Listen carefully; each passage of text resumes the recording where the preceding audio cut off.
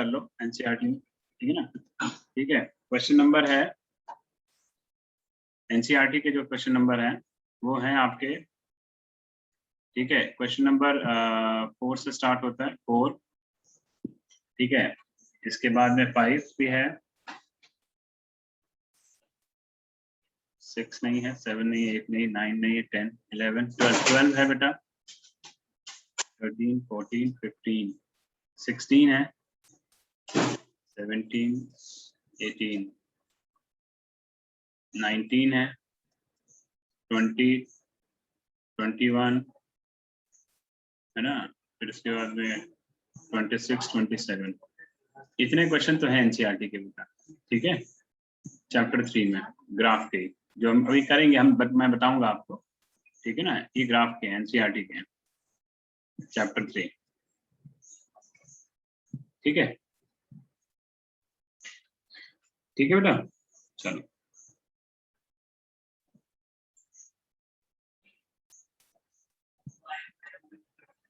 अब देखिए,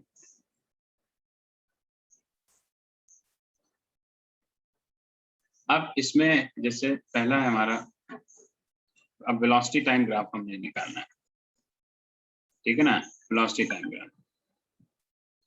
तो सबसे पहला है कि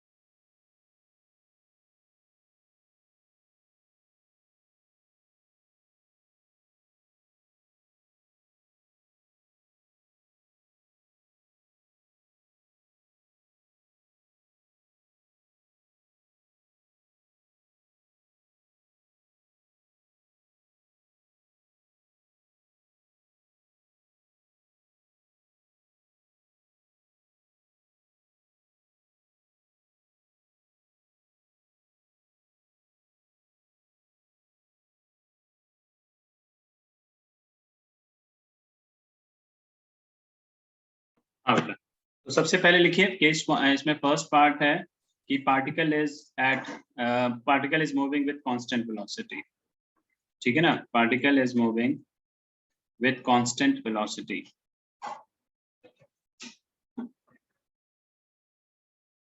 तो if the particle is moving with constant velocity, तो इसका मतलब क्या होगा बेटा, अगर पार्टिकल कांस्टेंट वेलोसिटी से मूव कर रहा है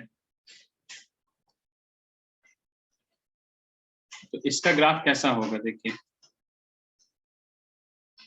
आपके पास में ये वेलोसिटी है, ये टाइम बेटा, क्यों भाई। अब अगर मैं आपसे कहूं कि सपोज एक कार है, एक कार स्टार्ट करते हैं और स्टार्ट करने के बाद कुछ टाइम टी, मतलब यहाँ से आने के बाद जैसे पहले कुछ भी रही होगी, यहाँ पर इसकी स्पीड अगर 20 मीटर पर सेकेंड आ गई किसी टाइम के बाद में, फिर ये 20 मीटर पर सेकेंड से ही चलता रहा, तो इसका मतलब क्या है कि इसका एक्सेलरेशन क्या है बेटा, एक्सेलरेशन 0 है ना, क्योंकि एक्सेलरेशन होता है बेटा dv/dt, क्योंकि इसका स्लोप क्या बताएगा, वेलोसिटी टाइम का स्लोप जो बताएगा वो स्लोप एक तरह से एक्सेलरेशन होगा, क्यों भाई, है वेलोसिटी टाइम का स्लोप क्या बताएगा, एक्सेलरेशन बताएगा। तो जो एक्सेलरेशन है ये एक तरह से आपका यहाँ पर, क्योंकि वेलोसिटी है कांस्टेंट, तो जब वेलोसिटी कांस्टेंट होगा तो एक्सेलरेशन वुड बी 0।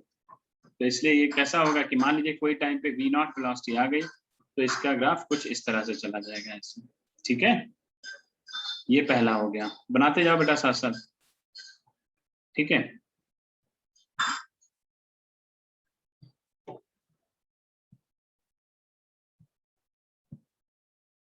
ठीक है, और अगर पार्टिकल रेस्ट पे है, एट रेस्ट, तो एट रेस्ट क्या होगा बेटा, सर आपने एड्रेस लिखा दिया था, एड्रेस करा दिया था मैंने, हाँ सर।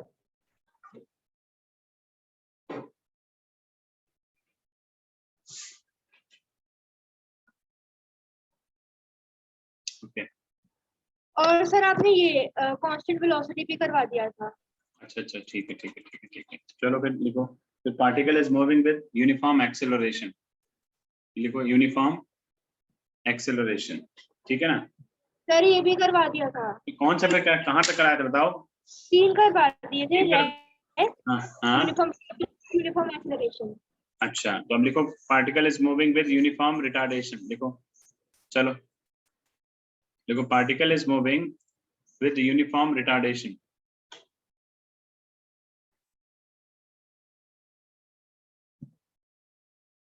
ठीक है, यूनिफॉर्म रिटार्डेशन। तो यूनिफॉर्म रिटार्डेशन में ग्राफ कैसा जाएगा बेटा,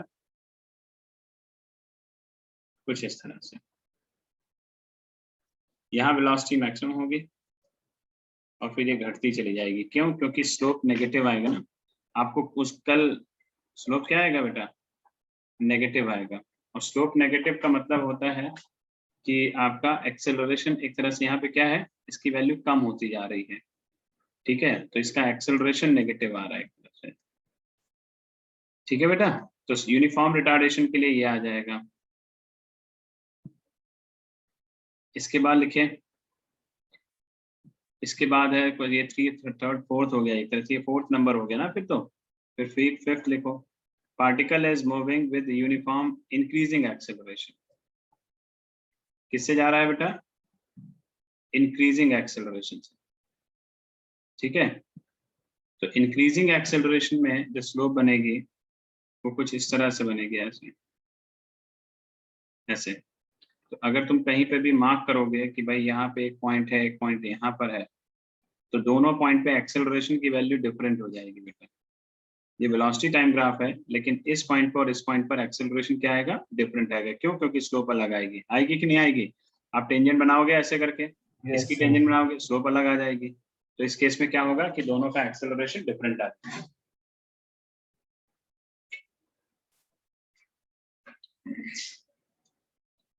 ठीक है,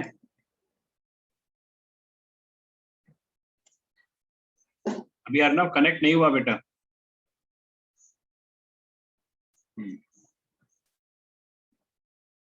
तो ये आ जाएगा, यहाँ पे अलग हो जाएगी और यहाँ पर अलग हो जाएगी बेटा।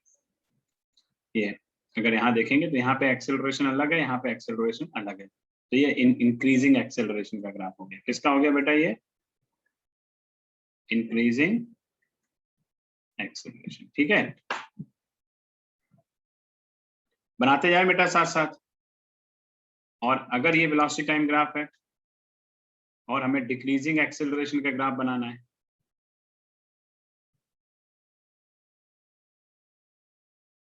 तो ये ग्राफ आपका, एक मिनट,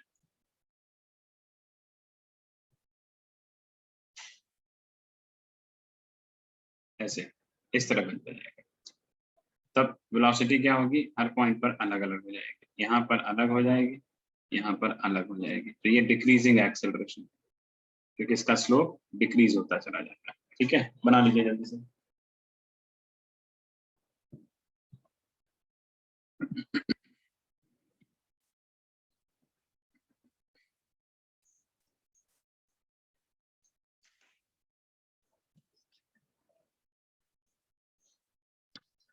सर अर्नब नहीं आएगा, जिसकी तबीयत खराब है।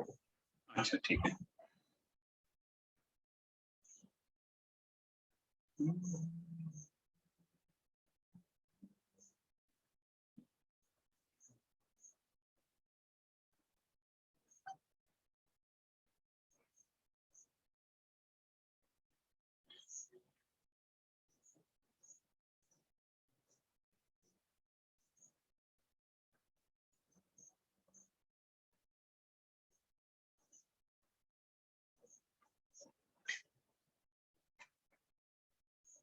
नोट कर लिया।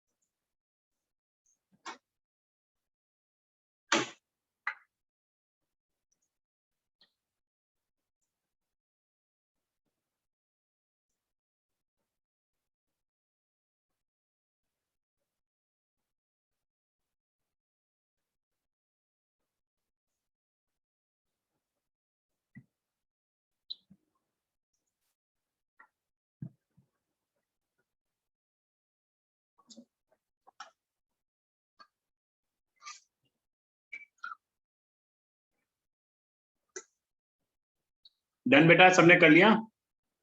सर एक सेकंड। पहले ग्राफ सारे समझ ले, फिर एक पे क्वेश्चन करना स्टार्ट करेंगे।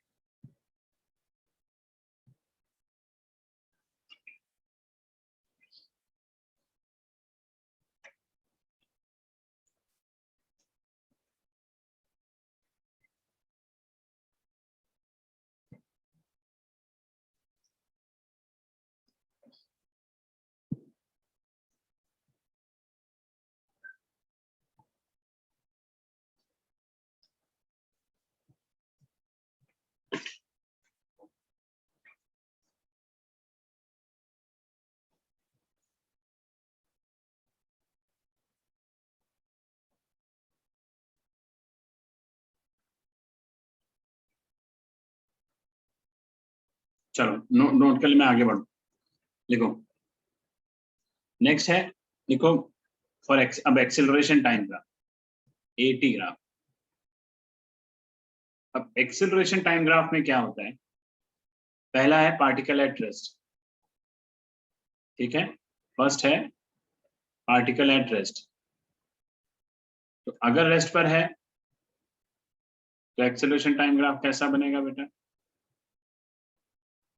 है कैसा बनेगा? इसी के ऊपर आ जाएगा ऐसे, क्योंकि एक्सेलरेशन तो जीरो होगा ना बेटा। जब पार्टिकल रेस्ट पे है तो एक्सेलरेशन क्या हो गया इसका? जीरो।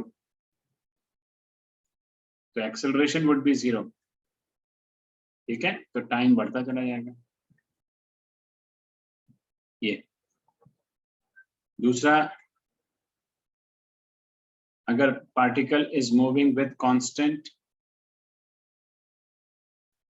ठीक है ना।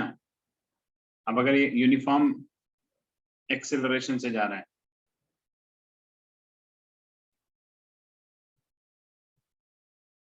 विद यूनिफॉर्म, एक तो हम ले लेते हैं, चलो यूनिफॉर्म वेलोसिटी ले लेते हैं। अच्छा एक चीज ध्यान रखना बेटा, यूनिफॉर्म वेलोसिटी के लिए भी वही ग्राफ होता है जो इसके लिए होता है बेटा। तो दोनों के लिए एक ही ग्राफ बन जाएगा बेटा, क्योंकि दोनों ही केस में एक्सेलरेशन क्या हो जाएगा बेटा? जीरो ही रहेगा, ठीक है। तो मैं इसको यूनिफॉर्म एक्सेलरेशन का बनवा देता हूँ। तो यहाँ पर ग्राफ कैसा बनेगा कि जब पार्टिकल अगर यूनिफॉर्म एक्सेलरेशन से चल रहा है, वो भी पॉजिटिव, तो एटी ग्राफ इसका कुछ इस तरह से बन जाएगा, ए नॉट, ठीक है, कुछ इस तरह से आ जाएगा, ठीक है। थर्ड है आपका कि अगर अगर अगर मान लीजिए पार्टिकल जो है आपका एक तरह से इंक्रीजिंग एक्सेलरेशन से चले, ठीक है, अगर इंक्रीजिंग एक्सेलरेशन से चलता है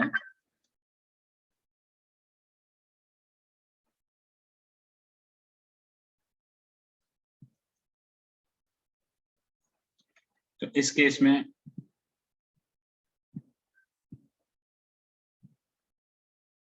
इंक्रीजिंग एक्सेलरेशन आपका कुछ इस तरह से हो जाएगा, ऐसे। एटी ग्राफ है तो इंक्रीजिंग एक्सेलरेशन कुछ इस तरह से हो जाएगा। यहाँ ए नॉट से स्टार्ट कर सकते हैं, ठीक है, और डिक्रीजिंग एक्सेलरेशन जो होगा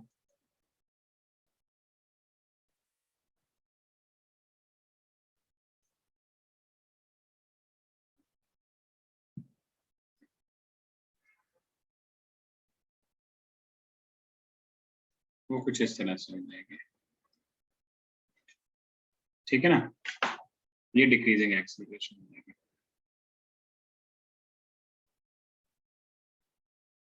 ठीक है बेटा, हैं, ठीक है।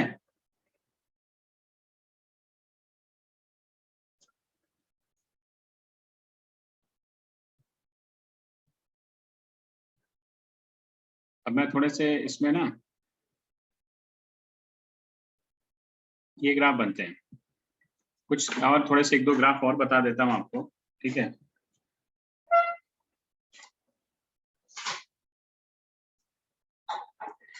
देखिए ये नोट कर लिया सब आपने? सर एक मिनट। हाँ कर लो।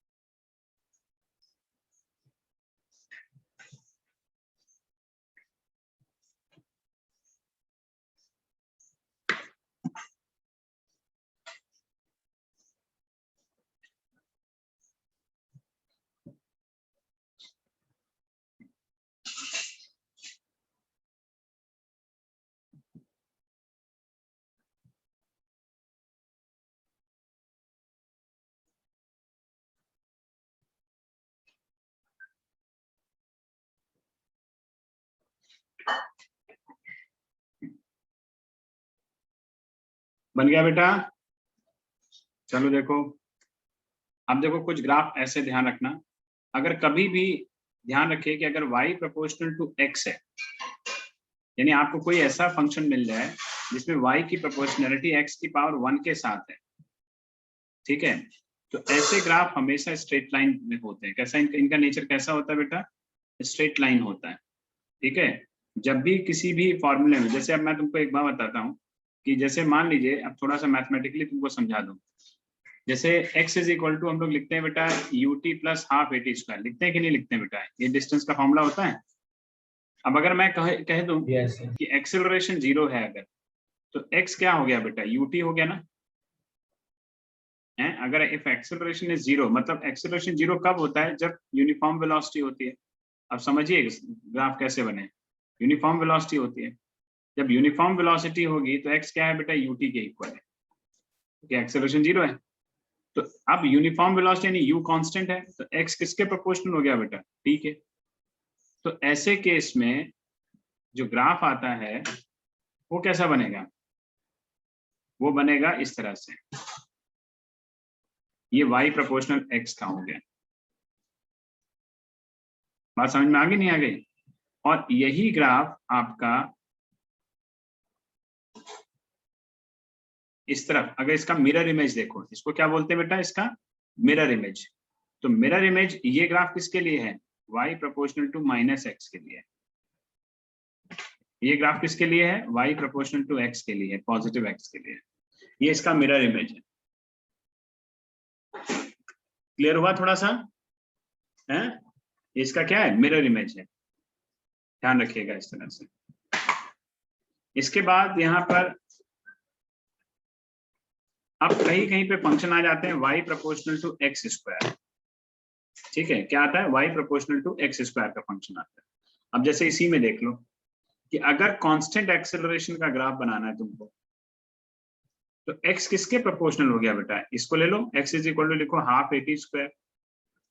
अब क्योंकि a कांस्टेंट है तो x किसके प्रोपोर्शनल हो गया बेटा? t स्क्वायर के। किसके प्रोपोर्शनल हो गया बेटा? t स्क्वायर के। तो अब यानी कि अब टी स्क्वायर के साथ कैसे, जरा समझो इस चीज को भी। देखो हर चीज बहुत तोड़ तोड़ के समझाऊंगा, अच्छे से सुनना, अच्छे से समझना।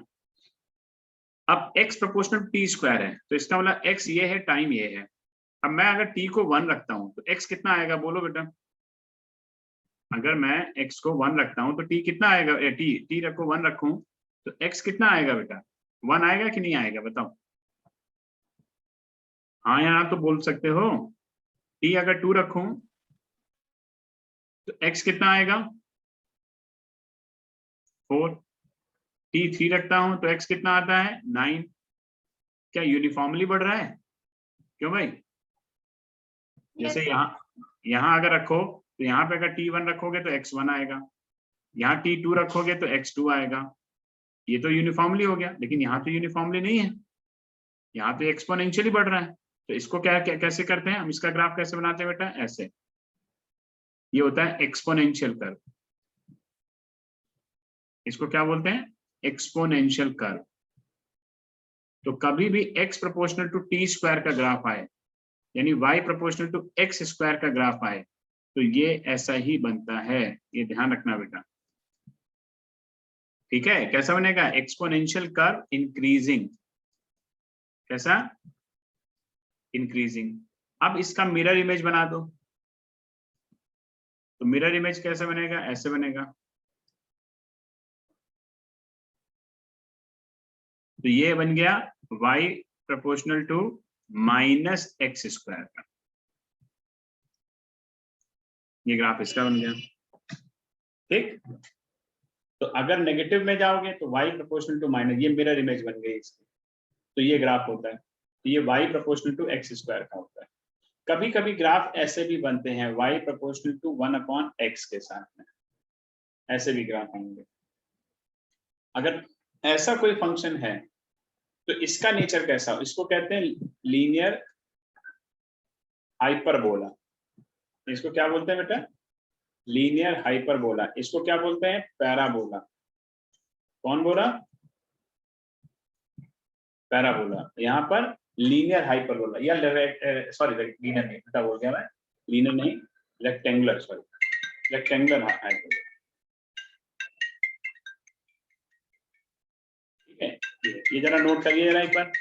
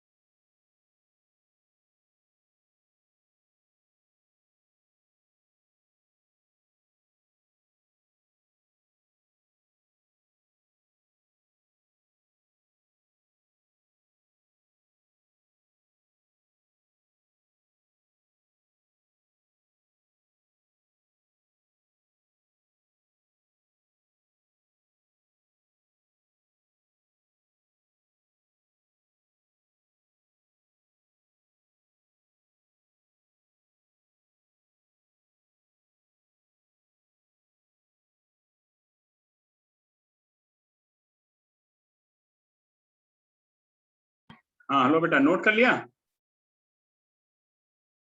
हेलो। सर एक सेकंड। Yes sir. हाँ हाँ ठीक ठीक, बना लो बना लो बना लो।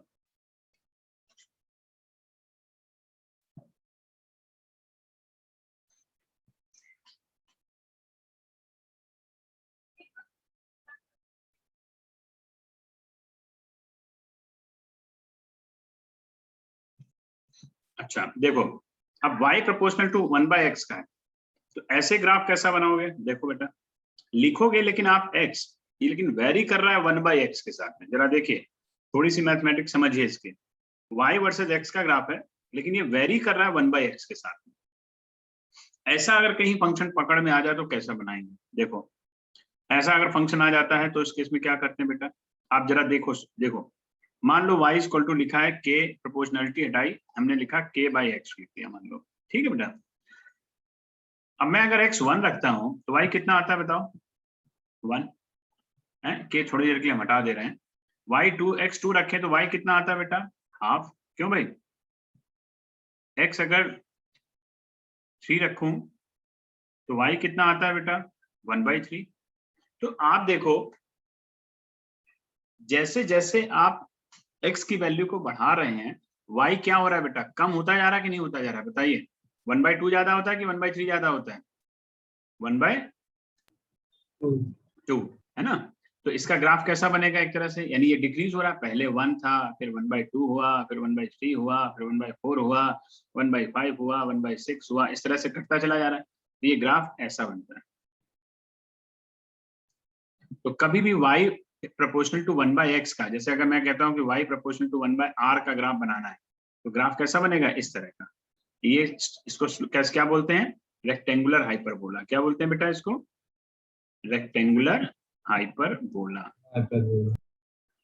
अच्छा, अब अगर इसी में ही ग्राफ बन जाए कि नहीं भाई हमें तो ग्राफ बनाना है, और वो ग्राफ बनाना है y वर्सेस 1/x का।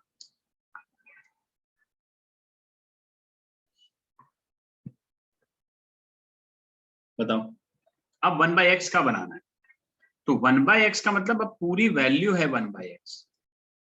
अब x की जगह 1 नहीं रख रहे हैं आप, 1/x की जगह 1 रख रहे हैं, तो y कितना आएगा?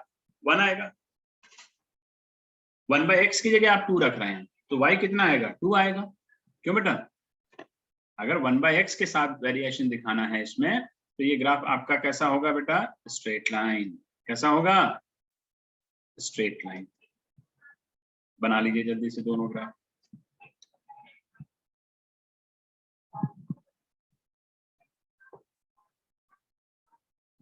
सर कैसे एक बार सर ये 1/x वाला समझाना sir, y is equal to k upon x वाले से ही।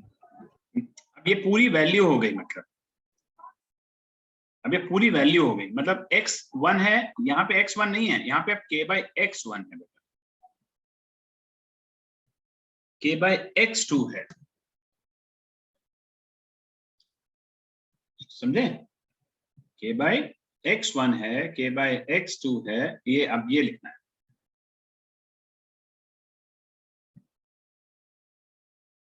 बात समझ में आई कि नहीं आई भाई बताओ?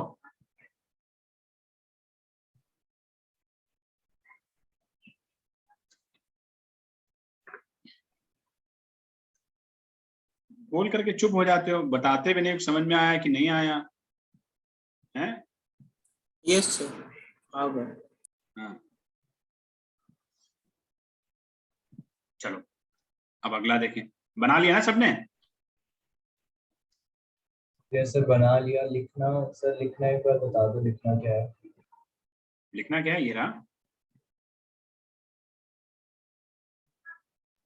ओके सर, लिख लिया सर।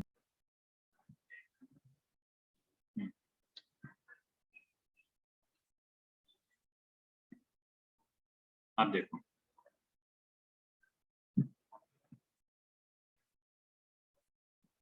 अब ये तो हो गया इस तरह के। कहीं पर अगर y is equal to sine x है, मान कहीं कहीं पे साइन एक्स का ग्राफ, तो साइन एक्स का ग्राफ जो होता है वो हमेशा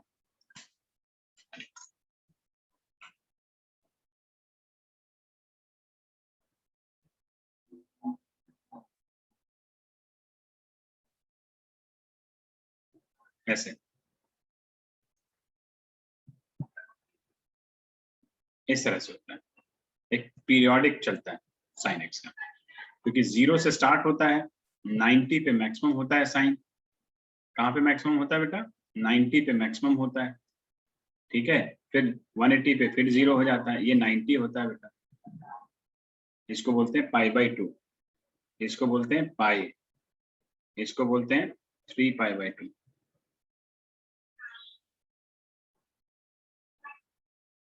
एक मिनट, और इसको बोलते हैं 2 पाई, ठीक है। तो ये ग्राफ इस तरह से चलता है, साइन एक्स का ग्राफ हमेशा 0 से स्टार्ट होता है, और ये पीरियोडिक होता है एक तरह से। कभी भी साइन एक्स के साथ अगर आएगा तो हमेशा पीरियोडिकली चलता है। और वहीं y equal to cos x का जो ग्राफ होता है,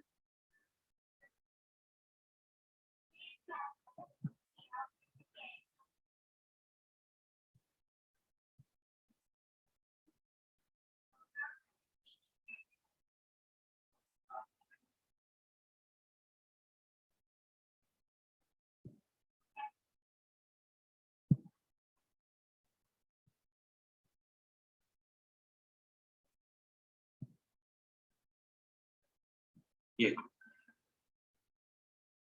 ठीक है, ये cos x का होता है, ऐसे स्टार्ट होता है। यहाँ पे 2 पाई होता है, यहाँ पर पाई होता है, यहाँ पाई बाई 2 होता है, यहाँ पे 3 पाई।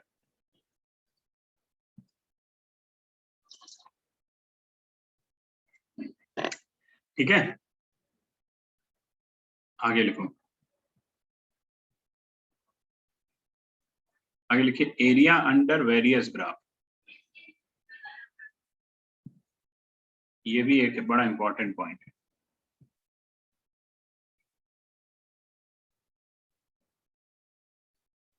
एरिया अंडर वेरियस ग्राफ में क्या है कि अगर 80 ग्राफ दे रखा है कभी भी, ठीक है ना, तो यहां लिखना area under acceleration time graph जो है वो हमेशा आपको चेंज इन वेलोसिटी देता है। क्या देता है बेटा? Change in velocity. जैसे मैं आपको बताता हूँ, जैसे सपोज करो ये लिखा है, मान लो ये ग्राफ है एरिया वर्सेस टाइम का, ऐसे है, इस तरह से है, फिर इस तरह से, ऐसे कोई ग्राफ बना हुआ है, कोई मैंने ग्राफ ले लिया कोई भी, ठीक है। अब ये जो ग्राफ है, ठीक है ना,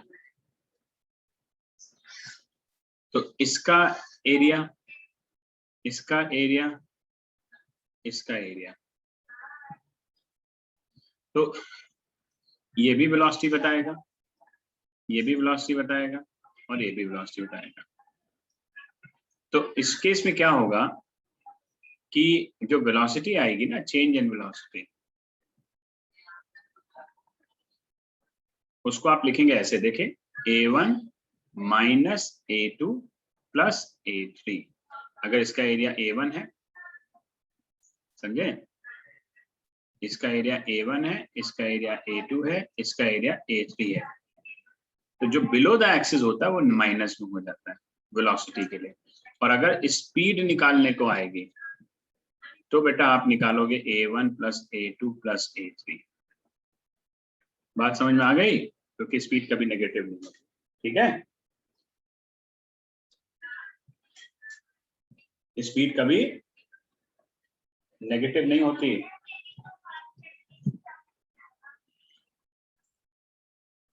ठीक है बेटा, नोट कर लो।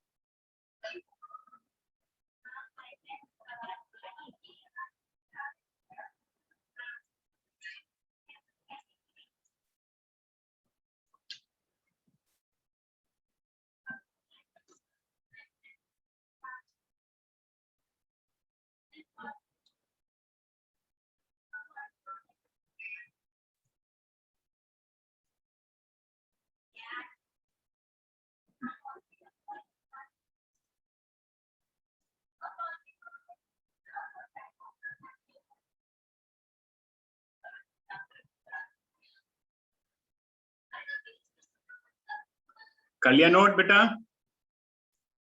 सर एक से हाँ कर।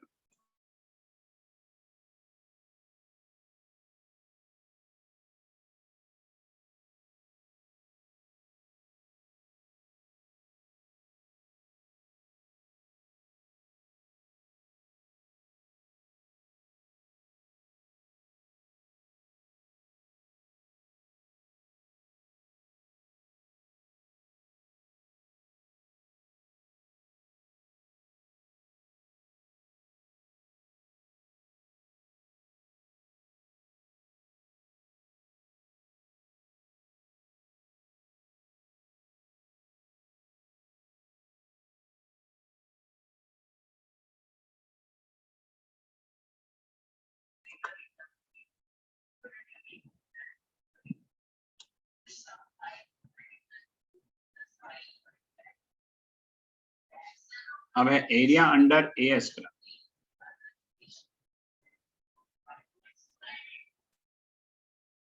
एक्सेलरेशन डिस्प्लेसमेंट,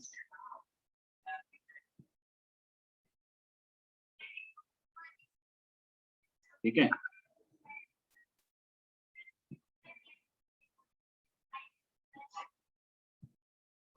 जब भी एएस ग्राफ होता है तो एएस ग्राफ हमेशा ध्यान रखना, मान लो कुछ इस तरह से बन गया एएस ग्राफ,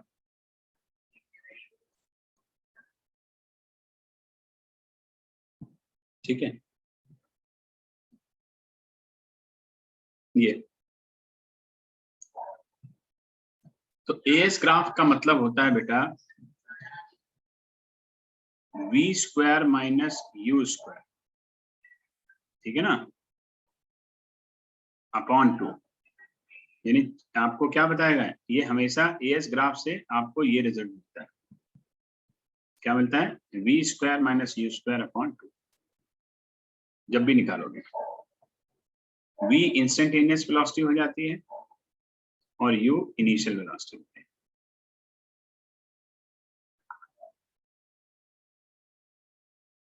ठीक है बेटा?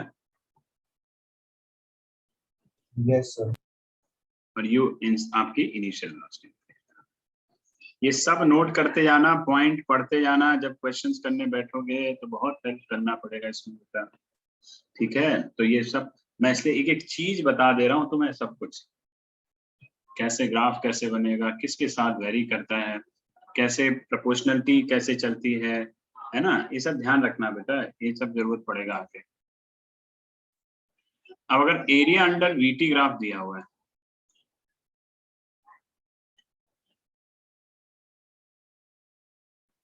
तो area under velocity time graph जो होता है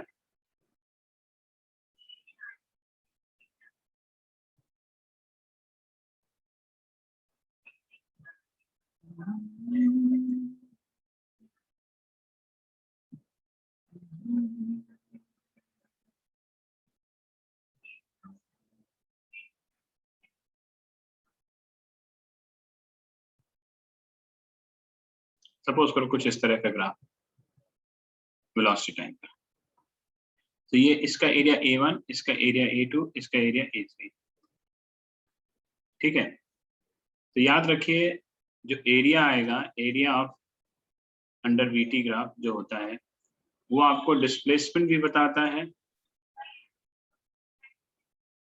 और डिस्टेंस भी। अब कैसे होता है डिस्प्लेसमेंट,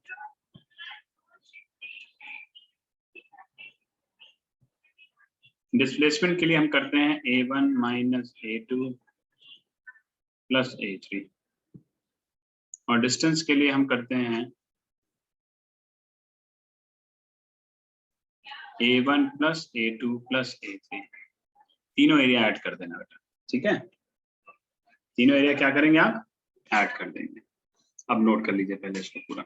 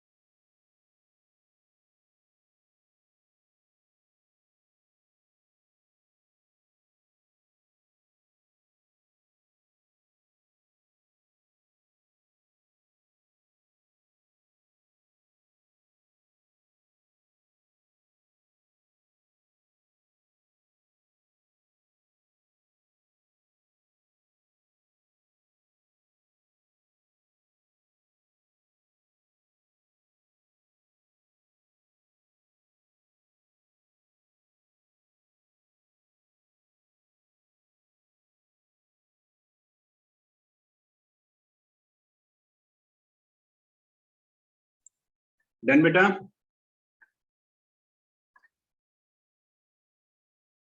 यस सर।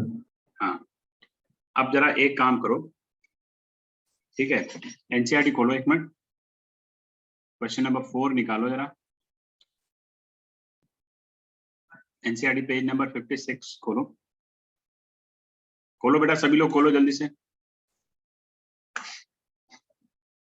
तो आपको मैंने सारे केसेस बता दिए, ठीक है, ग्राफ में क्या क्या हो सकता है, इसको बैठ के पढ़ोगे अच्छे से। क्वेश्चन नंबर 4 निकालो पहले।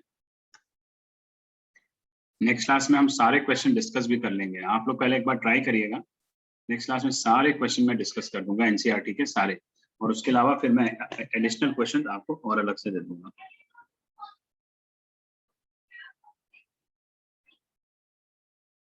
पहले ये बताओ, पढ़ा निकाला बेटा? एनसीईआरटी ओपन करिए आप सबने। 4th क्वेश्चन क्या है बेटा, बताइए जरा, कोई एक लोग पढ़ो।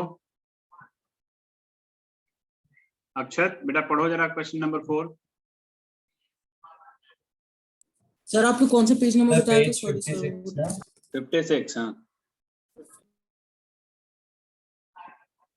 चैप्टर 3 है बेटा, ये चैप्टर नंबर कौन सा है? 3 की Yes, sir, एक्सरसाइज 3 है। निकालनी, हाँ 3 की एक्सरसाइज निकालनी है। हाँ बताओ, a woman, sir drunkard walking नहीं in a नहीं, narrow 4th, lane। तो 4th ये वाला है? नहीं भाई, हाँ सर, थर्ड है वो women 3rd है, वाला। वोमेन वो, हाँ वुमन वाला 3rd है ना, हाँ वो पढ़ो। A woman चेंज किया starts इसको from her 11 home at question. 9 a.m. हाँ हाँ, walks with a ध्यान से speed of 5 km per hour on a सभी लोग straight ध्यान से सुनो, road। एक मिनट बेटा, एक मिनट, सभी लोग ध्यान से सुनो क्वेश्चन को, ठीक है, ध्यान से सुनिए, बोलिए। Yes, sir. A woman starts from her home at 9 a.m., walks with a hmm, speed of 5 km per hour on a straight road up to her office 2.5 km away, stays at the office up to 5 p.m. and returns home by an auto with a speed of 25 km per hour. Choose suitable scales and plot the position time graph of her motion. ठीक, कितने बजे start करती है? 9 o'clock पे। कितने कितने बजे बेटा? 9 o'clock पर। देखो Yes, sir, 9 a.m. ग्राफ करने का तरीका होता है, ठीक है, आपने लिखा कि 9 o'clock पर वो अपनी जर्नी को स्टार्ट करती है, और इसके बाद 9:30 वो ऑफिस पहुंचती है। क्यों बेटा? हैं? क्यों भाई, बोलो, यही है ना? 9:30 पहुंचती है ना? हाँ ना बोलते जाओ जल्दी जल्दी बेटा। सर ऑफिस पहुंचने का टाइम नहीं बताया। नहीं बताया? अच्छा, स्पीड बताई है, किस स्पीड हाँ से सर, जा रही है? 5 kilometre per hour. 5 kilometre per hour से। कितना डिस्टेंस है बेटा? 2.5 किलोमीटर। 2.5 किलोमीटर है। टाइम कितना लगा बेटा, बताओ पहुंचने में? Distance upon speed. क्यों बेटा? हैं? कितना लगा? हाफ एन आवर लग गया, यानी 30 मिनट लगा कि नहीं लगा बेटा? मैं गलत नहीं था, वो ठीक है। तो ऑफिस पहुंचने का समय क्या है? 9:30 AM, ठीक, यूनिफॉर्म वेलोसिटी से। तो अगर मैं कहूं आपसे कि बेटा पोजीशन टाइम ग्राफ प्लॉट करना है आपको, ठीक है, चलो आज देखते हैं। तो इसने स्टार्ट किया किसने वजह से? 9 o'clock से, नहीं यहाँ से। यहाँ पे आप टाइम लिखिए और इसमें यहाँ पे हल्का सा किंक दिखा दीजिए, ठीक है, फिर यहाँ से लिखिए, फिर यहाँ से लिखिए बेटा।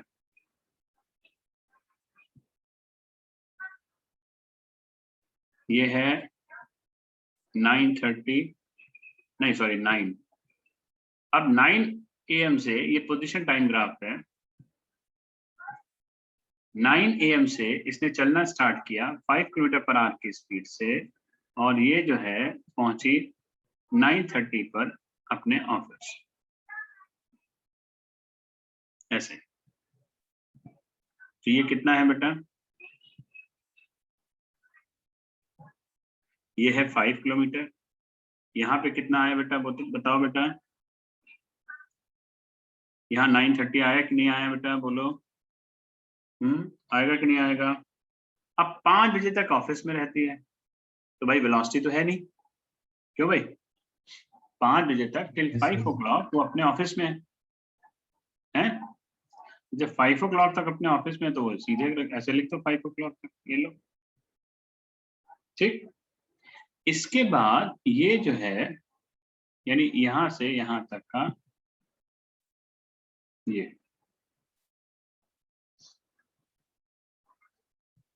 5 o'clock तक। अब क्या होता है, फिर ऑटो पकड़ती है, क्यों बेटा? ऑटो किस स्पीड से चलता है? 25 किलोमीटर पर आवर की स्पीड से। अब कितना टाइम लगा 2.5 को कवर करने में बेटा? 1/10 आवर, मतलब 6 मिनट लगा, क्यों भाई? कितना लगा? 6 मिनट, यानी 6 मिनट में अपने घर, क्यों भाई बोलो?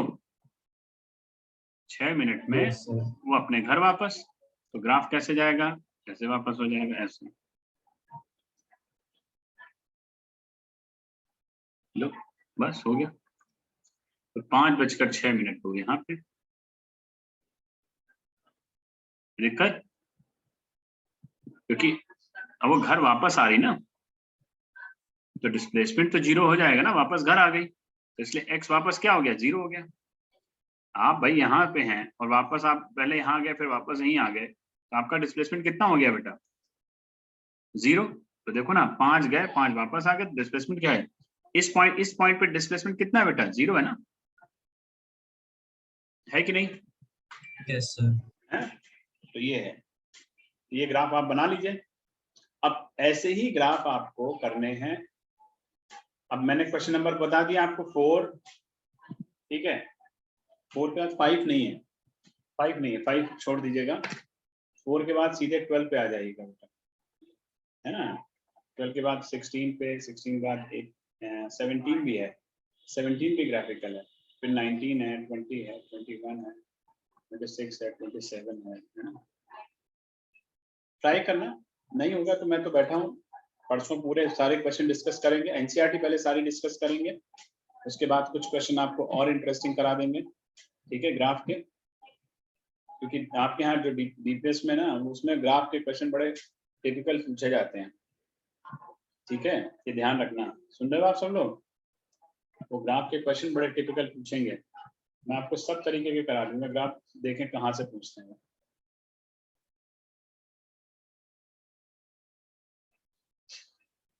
ठीक। तो आप लोग ट्राई करिए, इन क्वेश्चंस को कर लेंगे कि नहीं कर लेंगे? करेंगे, ट्राई करिएगा, नहीं होता है कोई बात नहीं, आप सिर्फ ट्राई करिएगा, ठीक है।